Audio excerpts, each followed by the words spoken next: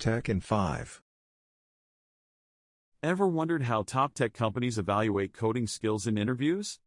Mastering coding challenges is your key to securing that dream tech job. Imagine you're in a coding interview, tasked with cracking the secret agent's puzzle in just 5 minutes. Are you ready? Welcome to Secret Agent's Puzzle.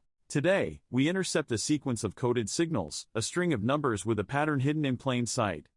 But among these ones and zeros, lies a mystery one frequency unlike the others, transmitted only once, a key to a secret message. Your task: write a function, find lone frequency, that takes an array of integers representing frequencies, and returns the one frequency that does not have a duplicate. You have minimum resources in the field. If you'd like, take a moment to pause the video and work on your own solution. Now, let's discuss an obvious solution. Consider utilizing a dictionary to leverage its fast lookup capabilities. As we iterate over the list of frequencies, we'll add each occurrence in our count dictionary. Given that dictionaries afford us an O of 1 time complexity for retrievals, we're able to find the unique frequency, the one that occurs only once, and return it. This method is favored for its simplicity and efficiency. However, its space complexity stands at O of n, which is not ideal, especially since we're constrained by minimal resources. Let's consider an alternate solution using a set. We'll iterate through the list of frequencies, and for each one, we'll check if it's already in our set. If it is, that means we've seen it before, and we'll remove it. If not, we'll add it to the set. Once we've gone through all the frequencies, our set will retain a single element, the lone frequency. This approach has the same time complexity, O of 1, for each operation, and overall space complexity, O of n, as the dictionary-based method. Since this coding interview question emphasizes space complexity, let's explore a solution that only has O of 1 space usage. By utilizing an in-place sorting algorithm, we avoid additional space allocation. After sorting the array in place, we simply iterate through the sorted frequencies. In each step, we look for the frequency that stands alone, the one that doesn't have an identical adjacent element.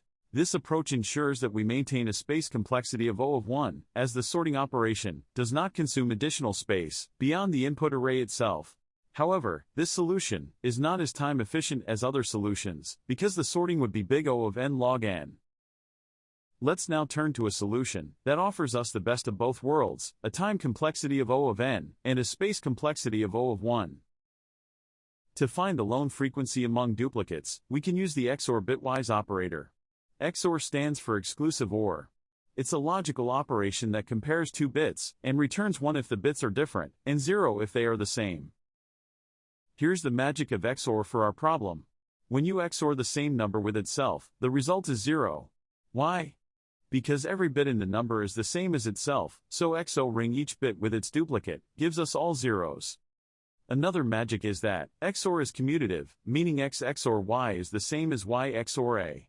This allows us to XOR numbers in any order and still get the same result. We start with a variable called XOR result set to 0. As we loop through our list of frequencies, we XOR each frequency with XOR result. Initially, result is 0, and remember, any number XORed with 0 will be the number itself. This sets up our variable to start tracking the unique number. Now, every time we encounter a new frequency, we XOR it with the result.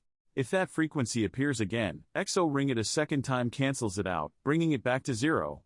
This is because XORing two identical numbers will always result in 0. Hence, pairs of the same number effectively remove each other from consideration.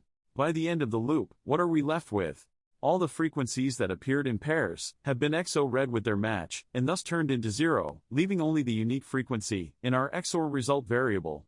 In a more visual sense, imagine a room full of people, where everyone has a twin, except for one person. If all twins leave the room together, who's left?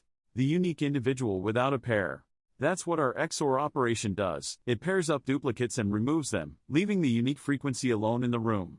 This XOR approach gives us a linear time complexity of O of n, as we go through the list just once. Even better, the space complexity is O of 1, since we only need a single integer to keep track of our result, no matter how large the list gets. It's an elegant and efficient solution that's perfect for this coding interview question, where we need to find a unique element among duplicates. Got a different solution? Feel free to share your ideas in the comments. Stay tuned for more videos on Tech in 5.